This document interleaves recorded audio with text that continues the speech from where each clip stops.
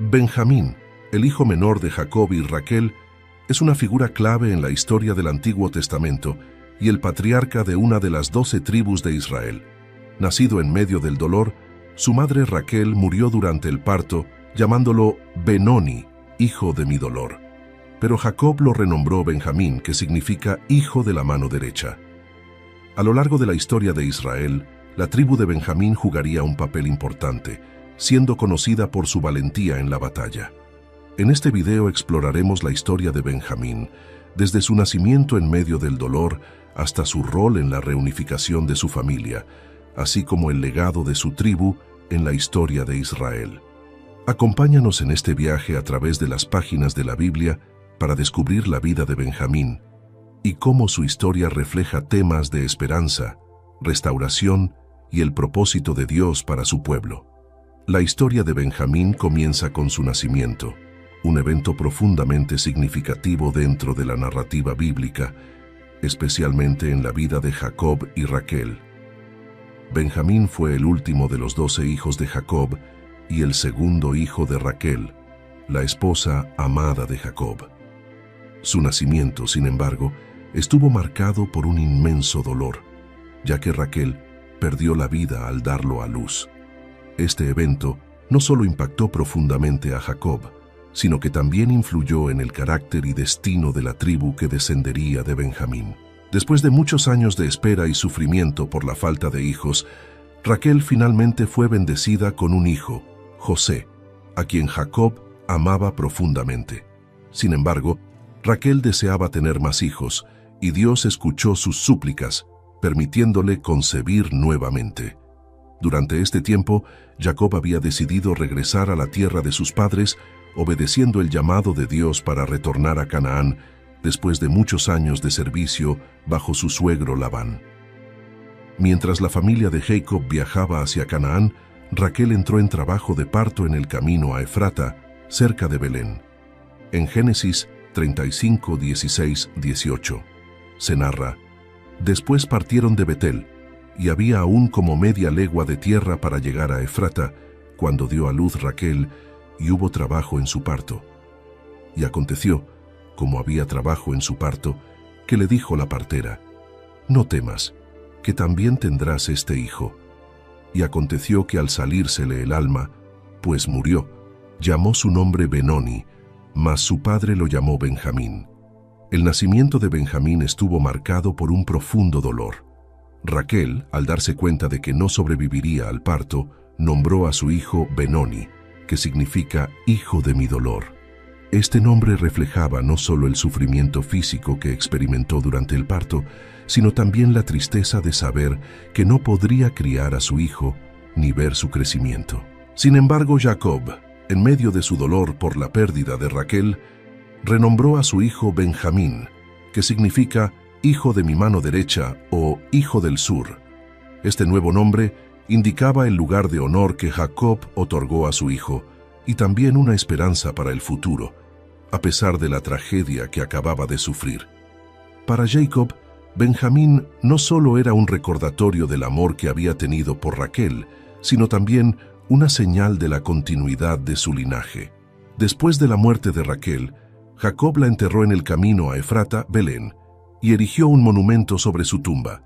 En Génesis 35, 19, 20, se narra: así murió Raquel, y fue sepultada en el camino de Efrata, la cual es Belén.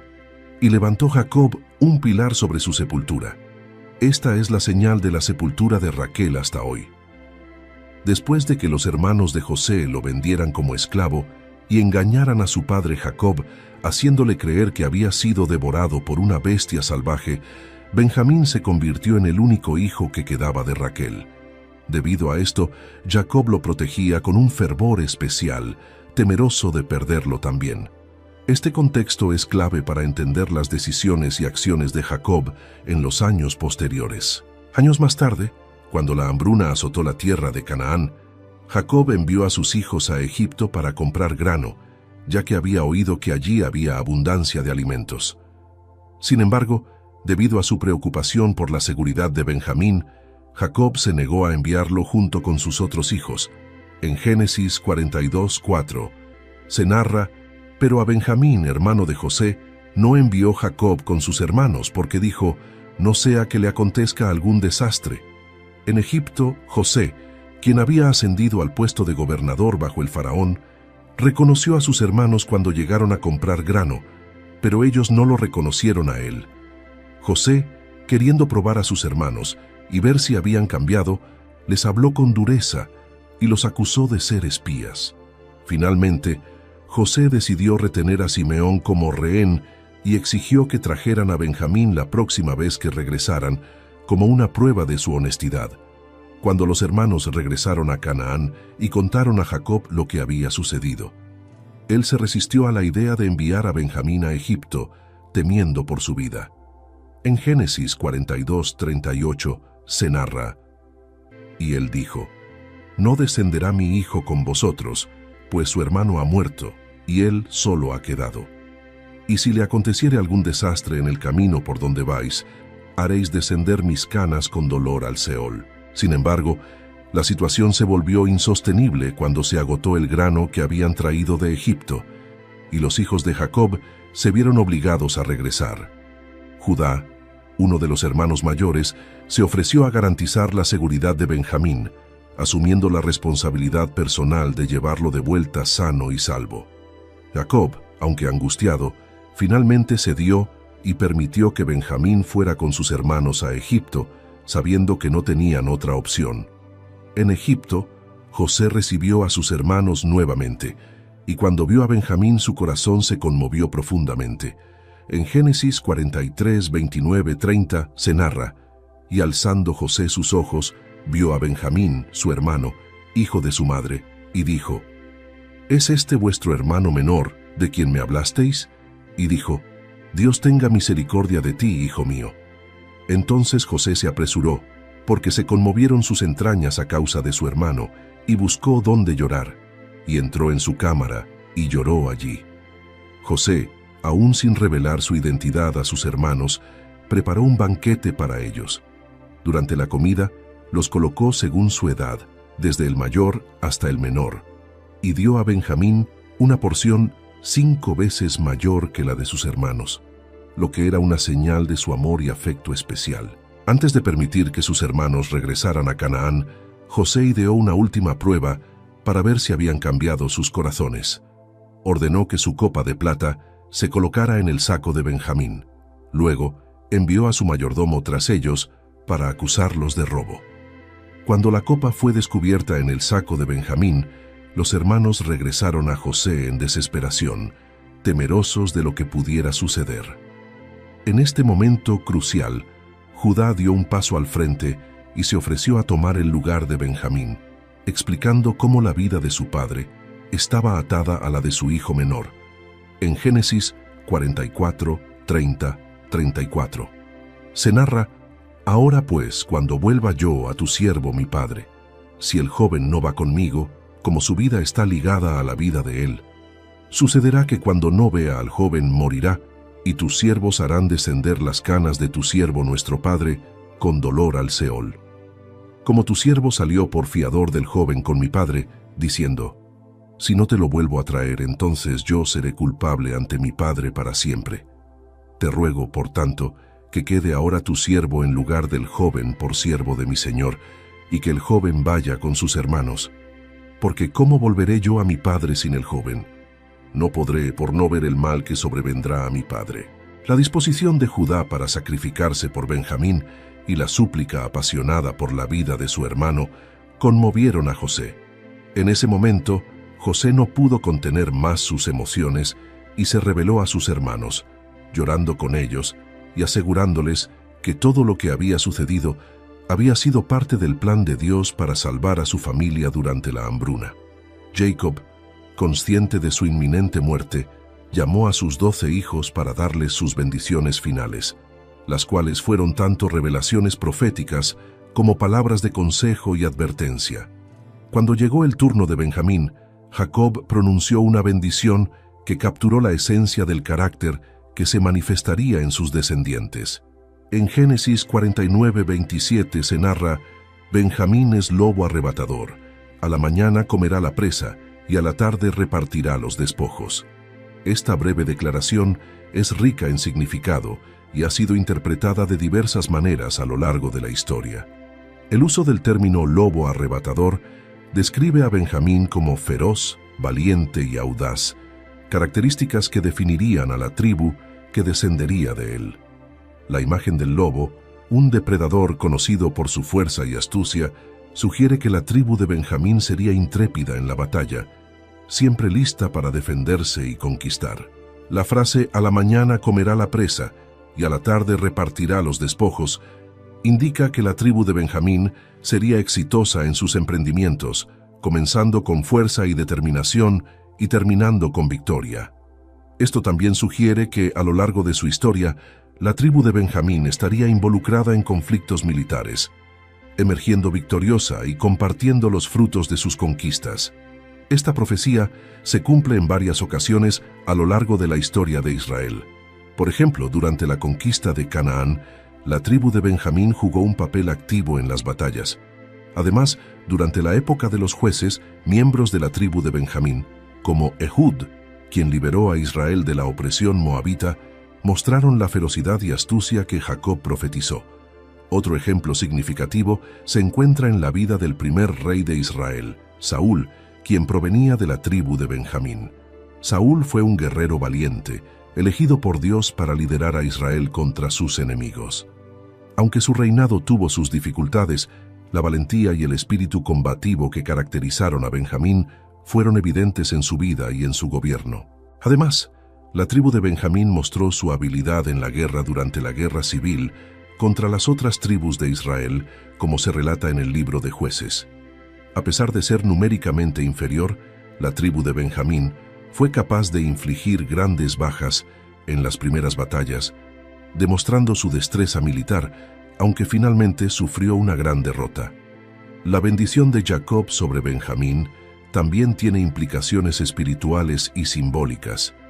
El lobo es un animal que trabaja en manada, lo que puede simbolizar la necesidad de unidad y cooperación dentro de la tribu y, más ampliamente, dentro del pueblo de Israel. A pesar de su fuerza individual, el verdadero poder de Benjamín radica en su capacidad para actuar en concierto con los demás, ya sea dentro de su propia tribu o en alianza con otras tribus de Israel. En este sentido, la bendición de Jacob no solo es una descripción del carácter de Benjamín, sino también una advertencia implícita sobre el uso responsable del poder y la fuerza. La tribu de Benjamín, con sus grandes habilidades para la guerra, estaba llamada a ser un protector y defensor de Israel, pero también necesitaba recordar que la fuerza debía estar acompañada de justicia y sabiduría. Tras la entrada de los israelitas en Canaán, Josué procedió a distribuir la tierra entre las 12 tribus de Israel, según las instrucciones dadas por Dios a través de Moisés. La distribución de la tierra se describe en detalle en el libro de Josué, donde se asignan las distintas regiones a cada tribu. La tierra asignada a la tribu de Benjamín se encuentra en una región central, que era tanto estratégica como simbólicamente importante. Esta región incluía áreas clave y ciudades que desempeñarían un papel fundamental en la historia de Israel. En Josué 18:11-28 se narra: la suerte de la tribu de los hijos de Benjamín, conforme a sus familias, salió, y el territorio de su suerte quedó entre los hijos de Judá y los hijos de José. Y fue el límite por el lado del norte desde el Jordán. Subía hacia el lado de Jericó al norte, subía por la montaña hacia el occidente, y vino a salir al desierto de Bet-Aven. Y de allí pasaba hacia Luz, al lado de Luz, que es Betel, hacia el sur, y descendía de Atarot Adar al monte que está al sur de Betorón, la de abajo, y se prolongaba, rodeando al oeste hacia el sur, desde el monte que está delante de Betorón hacia el sur, y venía a salir en Kiriat Baal, que es Kiriat Jearim, ciudad de los hijos de Judá. Este era el lado del occidente, y el lado del sur era desde el extremo de Kiriat Jearim, y salía el límite hacia el occidente, y venía a salir al manantial de las aguas de Neftoa, y descendía este límite hasta el extremo del monte que está delante del valle del hijo de Hinnom, que está en el valle de Refaim hacia el norte, y descendía por el valle de Hinnom al lado sur del Jebuseo al sur, y descendía a la fuente de Rogel, y se extendía hacia el norte, y salía a Ensemes, y salía hacia Gelilot, que está delante de la subida de Adumim, y descendía a la piedra de Bohan, hijo de Rubén, y pasaba por el lado que está delante de Arabá, al norte, y descendía a Arabá, y pasaba el límite por el lado norte de Bet-Hogla, y venía a salir en la bahía norte del mar Salado, a la extremidad sur del Jordán. Este era el límite del sur, y el Jordán era el término de él por el lado del oriente. Esta es la heredad de los hijos de Benjamín por sus límites alrededor, conforme a sus familias. Este territorio incluía ciudades importantes como Jericó, Bet-El, Gabaón y Jerusalén, entonces llamada Jebús, que eventualmente se convertiría en la capital de Israel bajo el rey David. La presencia de estas ciudades dentro del territorio de Benjamín subraya la importancia estratégica de esta tribu. Jericó, la primera ciudad conquistada bajo el liderazgo de Josué, tenía una importancia especial para la historia de Israel. Fue en Jericó donde Dios mostró su poder de manera espectacular, derrumbando las murallas de la ciudad después de que los israelitas marcharon alrededor de ellas durante 7 días, tal como se relata en. Aunque Jericó estaba ubicada dentro de los límites asignados a Benjamín, se convirtió en un símbolo del poder de Dios para entregar la tierra prometida a Israel. Otra ciudad clave en el territorio de Benjamín fue Bet-El, que tenía un significado religioso e histórico importante. Bet-El fue el lugar donde Jacob, el padre de Benjamín, tuvo su visión de la escalera al cielo y donde estableció un altar a Dios. La inclusión de Bet-El en el territorio de Benjamín refuerza la conexión espiritual y ancestral de esta tribu con las promesas hechas a los patriarcas. Además de su importancia religiosa, el territorio de Benjamín era vital para la defensa y control de la región central de Canaán. Su proximidad a Jerusalén, que eventualmente se convertiría en la capital del Reino Unido de Israel bajo el rey David, posicionó a Benjamín en el corazón de los asuntos políticos y militares de la nación. La tribu de Benjamín, aunque pequeña en número, desempeñó un papel crucial en la historia de Israel debido a su ubicación estratégica y la influencia de las ciudades dentro de su territorio. La herencia de Benjamín era rica en significado, combinando la herencia espiritual de los patriarcas con un papel central en la política y la defensa de Israel. Esta asignación de tierras también cumplió con la bendición y la profecía de Jacob sobre Benjamín, quien había dicho que sería como un lobo arrebatador, indicando una tribu valiente y decidida en la defensa de su territorio y en su contribución al bienestar de la nación de Israel. La tragedia en Gibea es uno de los episodios más oscuros y complejos en la historia de la tribu de Benjamín y de todo Israel. Este evento, narrado en el libro de Jueces, revela las profundidades de la decadencia moral en Israel durante un periodo en que no había rey en Israel y cada uno hacía lo que bien le parecía. La brutalidad de los acontecimientos que tuvieron lugar en Gibea no solo desencadenó una guerra civil entre las tribus de Israel, sino que también puso a la tribu de Benjamín al borde de la extinción. Este relato nos recuerda la importancia de la justicia, la necesidad de actuar contra la maldad en medio del pueblo de Dios y las terribles consecuencias de la corrupción moral desenfrenada. La tragedia en Gibea comienza con la llegada de un levita y su concubina a la ciudad de Gibea, que pertenecía a la tribu de Benjamín. Este levita estaba viajando desde Belén de Judá hacia su hogar en la región montañosa de Efraín. Como se hacía comúnmente en la época, decidió buscar refugio en una ciudad israelita, confiando en la hospitalidad de su propio pueblo. Sin embargo, cuando el levita llegó a Gibea, nadie en la ciudad le ofreció hospitalidad, lo que ya era un indicio de la corrupción moral de sus habitantes. Finalmente, un hombre anciano que también era de la región montañosa de Efraín, pero que residía en Gibea, lo vio en la plaza y le ofreció alojamiento en su casa. En Jueces 19, 22, 25. Se narra: pero cuando estaban gozosos, he aquí, los hombres de aquella ciudad, hombres perversos, rodearon la casa, golpeando la puerta, y hablaron al anciano dueño de la casa diciendo: saca al hombre que ha entrado en tu casa, para que lo conozcamos. Y salió a ellos el dueño de la casa y les dijo: No, hermanos míos, os ruego que no cometáis este mal. Ya que este hombre ha entrado en mi casa, no hagáis esta maldad. He aquí mi hija virgen y la concubina de él. Yo os las sacaré ahora, humilladlas, y haced con ellas como os parezca, y no hagáis a este hombre cosa tan infame. Mas aquellos hombres no le quisieron oír, por lo que tomando aquel hombre a su concubina la sacó, y entraron a ella, y abusaron de ella toda la noche hasta la mañana, y la dejaron cuando apuntaba el alba. La brutalidad y la perversidad de los hombres de Gibeá fue tal que abusaron de la concubina hasta la muerte. Por la mañana la mujer moribunda regresó a la puerta de la casa, donde finalmente sucumbió a sus heridas. El levita, al encontrarla muerta, fue consumido por la rabia y el dolor. Decidió tomar una acción drástica para hacer que todo Israel supiera de la maldad cometida en Gibeá. Jueces 19, 29, 30.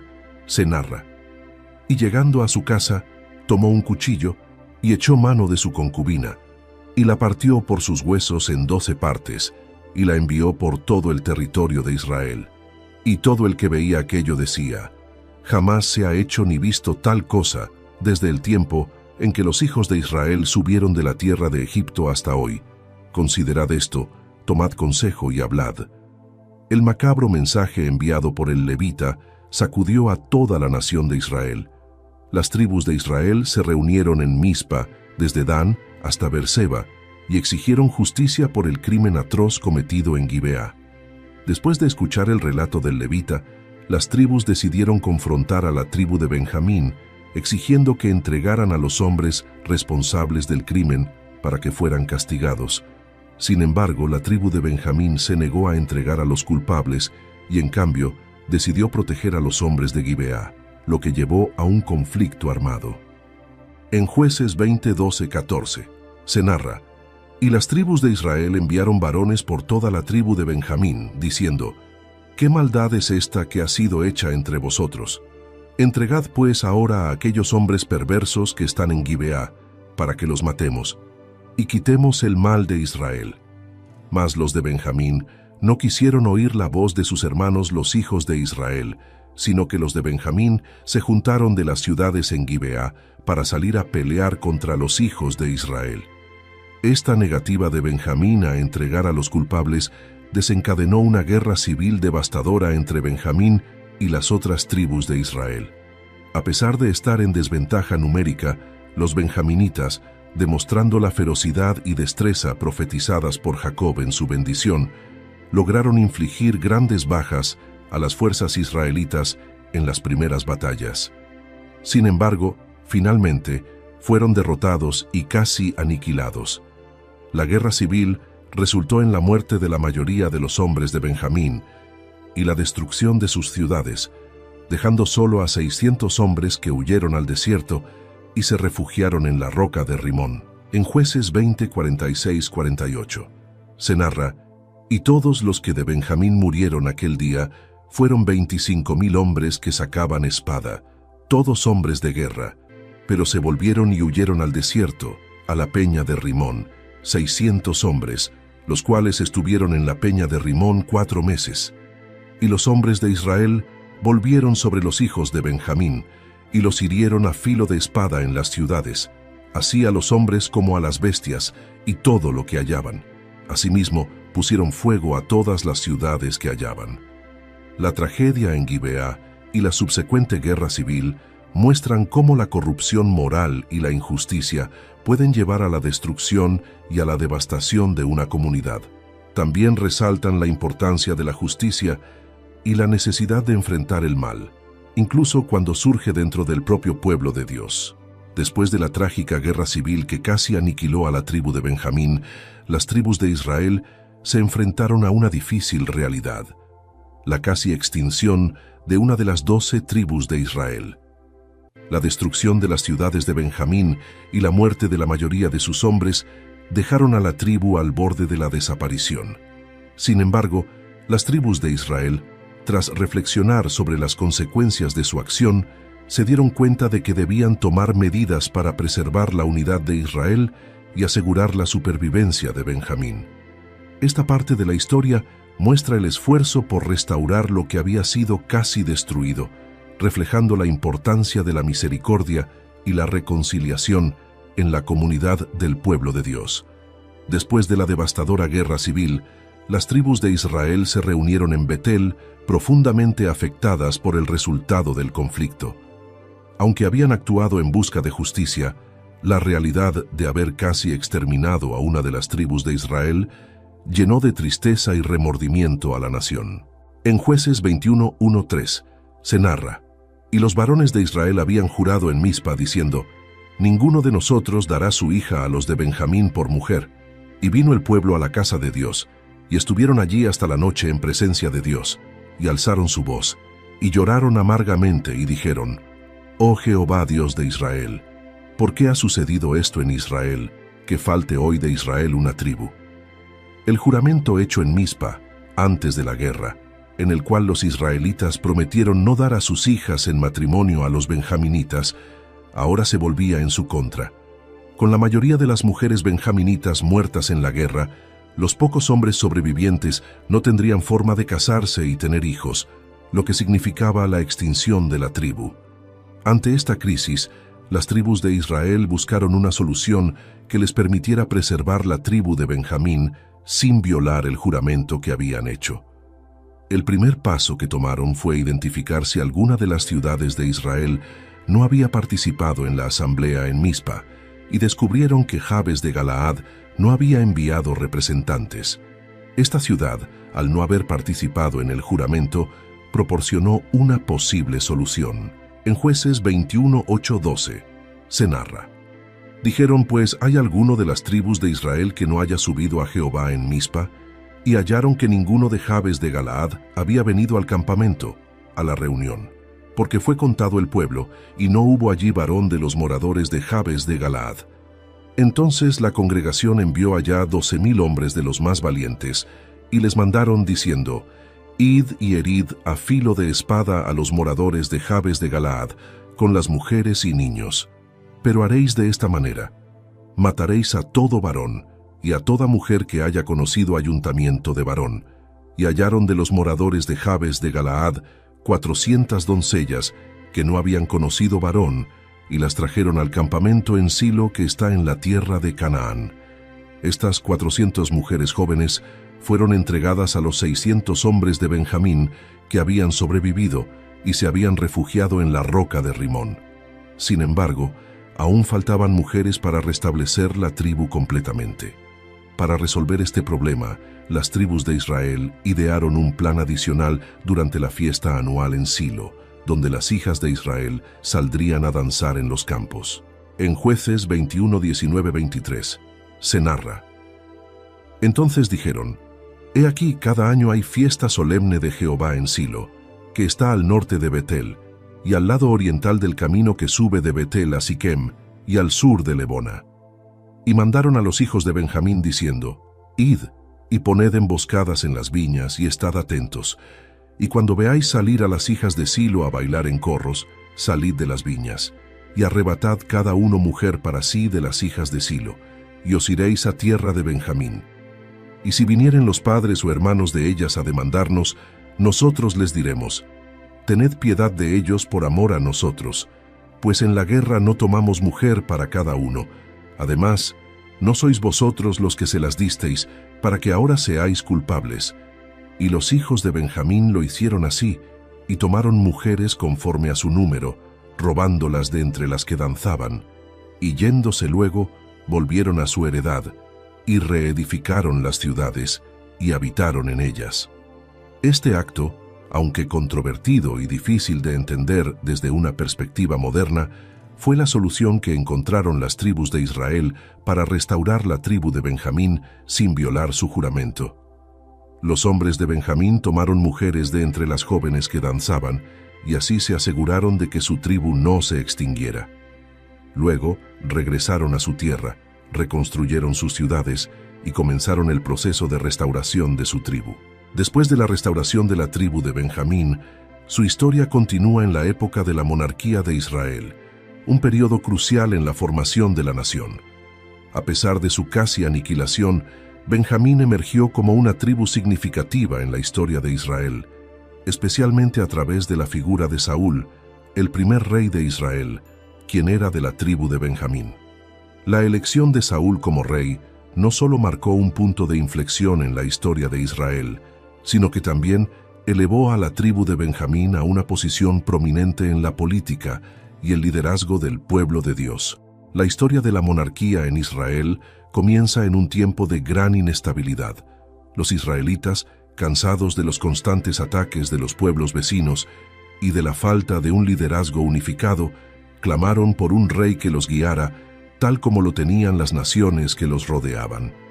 En 1 Samuel 8, 4, 5 se narra: Entonces todos los ancianos de Israel se juntaron y vinieron a Ramá para ver a Samuel, y le dijeron: He aquí tú has envejecido, y tus hijos no andan en tus caminos. Por tanto, constitúyenos ahora un rey que nos juzgue, como tienen todas las naciones. Dios escuchó la petición del pueblo, aunque no era el ideal para su plan, y accedió a darles un rey. A través del profeta Samuel, Dios eligió a Saúl, un joven de la tribu de Benjamín, para ser el primer rey de Israel. La elección de Saúl fue significativa por varias razones.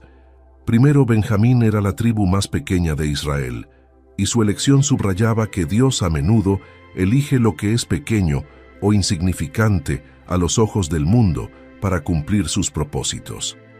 Saúl era hijo de Quis, un hombre de la tribu de Benjamín, que era rico e influyente.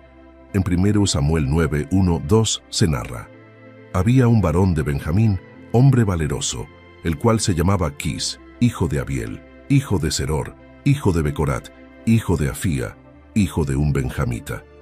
Y tenía él un hijo que se llamaba Saúl, joven y hermoso. Entre los hijos de Israel no había otro más hermoso que él. De hombros arriba, sobrepasaba a cualquiera del pueblo. La elección de Saúl como rey fue confirmada por Dios cuando Samuel lo ungió en secreto. En 1 Samuel 10, 1 se narra: Tomando entonces Samuel una redoma de aceite, la derramó sobre su cabeza, y lo besó, y le dijo: ¿No te ha ungido Jehová por príncipe sobre su pueblo Israel? Aunque Saúl fue ungido en secreto, su elección fue revelada públicamente poco después, cuando fue sorteado ante el pueblo y confirmado como rey. En 1 Samuel 10, 20, 24 se narra: Y Samuel hizo que se acercaran todas las tribus de Israel, y fue tomada la tribu de Benjamín. E hizo llegar la tribu de Benjamín por sus familias, y fue tomada la familia de Matri, y de ella fue tomado Saúl, hijo de Quis. Y le buscaron, pero no fue hallado. Preguntaron pues otra vez a Jehová si aún no había venido allí aquel varón.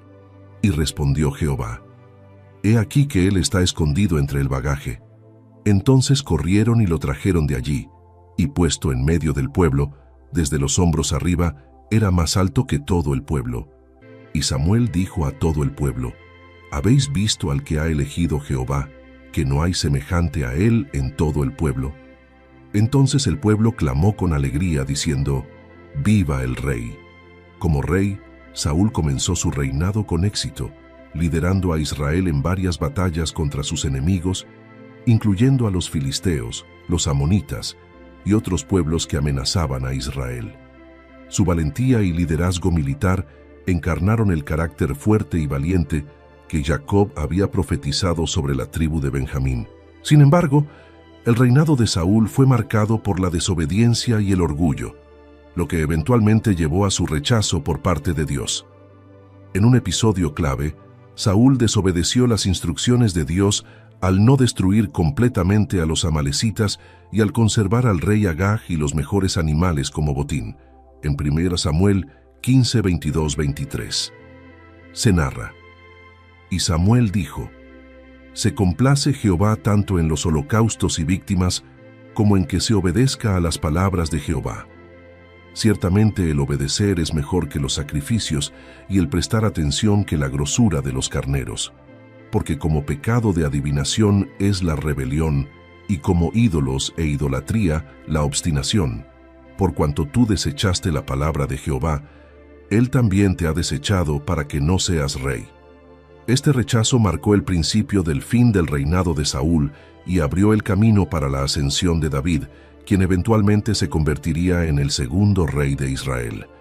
A pesar de sus fracasos, Saúl sigue siendo una figura importante en la historia de Israel, y su reinado representó un momento crítico en la evolución de la monarquía israelita. La tribu de Benjamín, a través de Saúl, fue elevada a una posición de prominencia en Israel, y aunque el reinado de Saúl terminó en tragedia, la tribu de Benjamín continuó siendo una tribu influyente.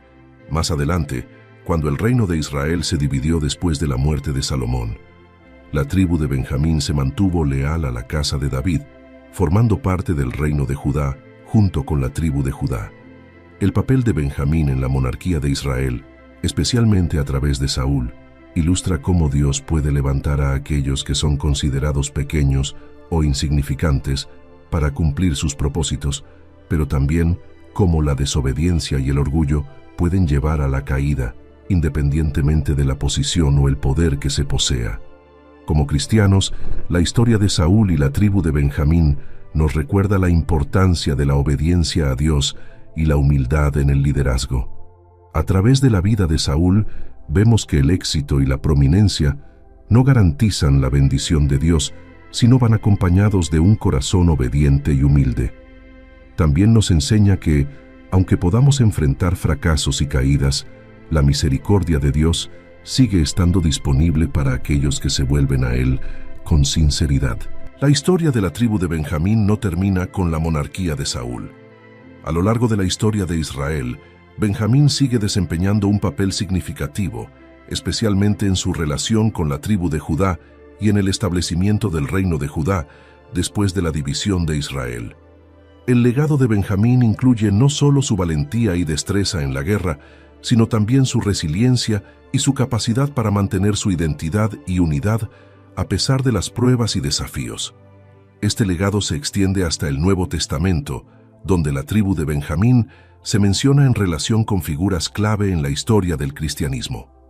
Después del reinado de Saúl y la eventual ascensión de David al trono, la tribu de Benjamín continuó jugando un papel crucial en la historia de Israel.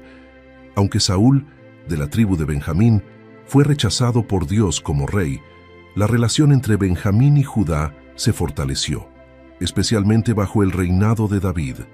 La ciudad de Jerusalén, que se encontraba en la frontera entre las tierras de Benjamín y Judá, fue conquistada por David y se convirtió en la capital del Reino Unido de Israel. Esto marcó un momento de unidad entre las tribus de Judá y Benjamín. Cuando el reino de Israel se dividió después de la muerte de Salomón, las 10 tribus del norte formaron el reino de Israel, mientras que las tribus de Judá y Benjamín formaron el reino de Judá. Esta alianza entre Judá y Benjamín fue crucial para la supervivencia de ambas tribus y para la preservación de la dinastía davídica. En 1 Reyes 12:21 se narra: Y cuando Roboam vino a Jerusalén, reunió a toda la casa de Judá y a la tribu de Benjamín, 180,000 hombres escogidos de guerra, para hacer guerra a la casa de Israel y hacer volver el reino a Roboam, hijo de Salomón. A lo largo de la historia del reino de Judá, la tribu de Benjamín se mantuvo como una parte integral de este reino. Las ciudades dentro del territorio de Benjamín, como Jerusalén y Betel, continuaron siendo importantes centros políticos y religiosos. La lealtad de Benjamín a Judá ayudó a preservar la identidad y la continuidad del pueblo de Dios a través de generaciones de desafíos, invasiones y exilios. Un ejemplo notable del impacto duradero de la tribu de Benjamín se encuentra en la figura del apóstol Pablo, uno de los líderes más influyentes en el cristianismo primitivo. En sus cartas, Pablo se identificó como miembro de la tribu de Benjamín, destacando su herencia y su orgullo por su linaje. En Filipenses 3:5-6 se narra: circuncidado al 8º día, del linaje de Israel, de la tribu de Benjamín, hebreo de hebreos, en cuanto a la ley, fariseo, en cuanto a celo, perseguidor de la iglesia, en cuanto a la justicia que es en la ley, irreprensible. Pablo, quien inicialmente persiguió a los cristianos, experimentó una transformación radical tras su encuentro con Cristo en el camino a Damasco. Su conversión y su posterior misión de llevar el Evangelio a los gentiles subrayan cómo la tribu de Benjamín, a través de uno de sus descendientes más destacados, jugó un papel crucial en la expansión del cristianismo. El legado de Benjamín también incluye su resiliencia y su capacidad para superar la adversidad. A pesar de haber sido casi aniquilada durante la tragedia de Gibeá, la tribu no solo sobrevivió, sino que también se convirtió en una parte esencial de la nación de Israel. Su alianza con Judá, su contribución a la monarquía israelita y su influencia en la historia cristiana a través de Pablo son testimonios de su importancia duradera. Además, la historia de Benjamín nos ofrece lecciones sobre la importancia de la unidad y la lealtad en la comunidad de creyentes. La tribu de Benjamín, a pesar de sus altibajos, se mantuvo fiel a sus aliados y jugó un papel fundamental en la preservación de la identidad y la herencia de Israel. Su historia es un recordatorio de que, incluso en tiempos de dificultad, la fidelidad y la unidad pueden llevar a la restauración y a la bendición. En la historia final de Israel y en la visión apocalíptica de la Nueva Jerusalén en el libro de Apocalipsis, las 12 tribus de Israel, incluida Benjamín, son honradas y recordadas. En Apocalipsis 21:12 se narra: tenía un muro grande y alto con 12 puertas, y en las puertas 12 ángeles, y nombres inscritos, que son los de las 12 tribus de los hijos de Israel.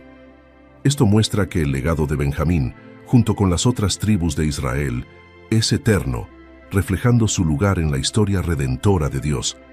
La historia de la tribu de Benjamín, con sus altibajos, triunfos y desafíos, ofrece varias lecciones prácticas para nuestra vida cristiana hoy.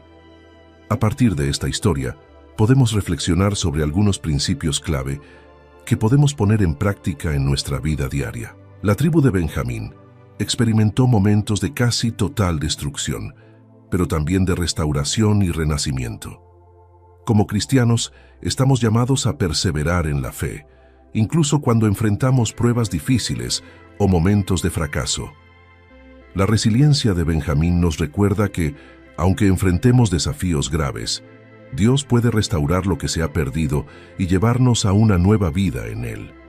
Enfrentemos las dificultades con una fe firme, sabiendo que Dios es capaz de restaurar y transformar nuestras vidas, incluso en las situaciones más difíciles.